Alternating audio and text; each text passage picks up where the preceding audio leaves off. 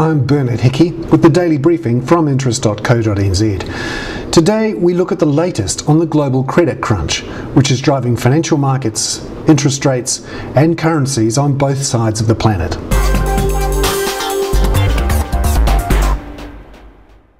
Firstly, as we previewed yesterday, Citigroup has written off $18 billion on losses on subprime mortgage bonds.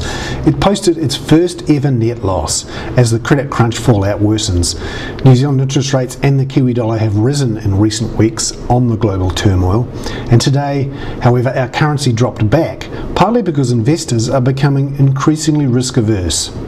Our interest rates have actually become more attractive to international investors as US Treasury yields fall to near record lows, but these investors are just very reluctant to go outside the United States right now.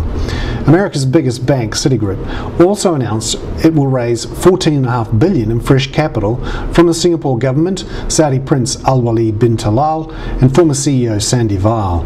Citigroup is now widely expected to sack up to 24,000 people, or 7% of its workforce, to conserve cash. Meanwhile, Merrill Lynch has announced it will raise $6.6 billion in fresh capital from a group of investors including the Kuwaiti Investment Authority.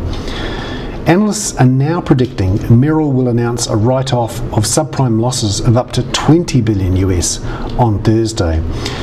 In another sign, the credit crunch is rippling out through the global financial system. Canada's Imperial Bank of Commerce announced almost $2.5 billion in write-downs and plans to raise about $2.7 billion in fresh cash to rebuild its balance sheet. The news has hit Wall Street hard.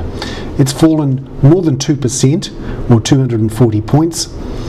That's partly because we've seen some news of weak retail sales in December in the US and the prospect of a delay for Boeing's Dreamliner, and that hasn't helped the market either.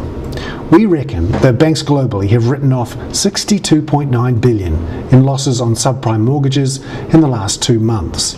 That's forced them to raise $52.3 billion in fresh cash to bolster their balance sheets.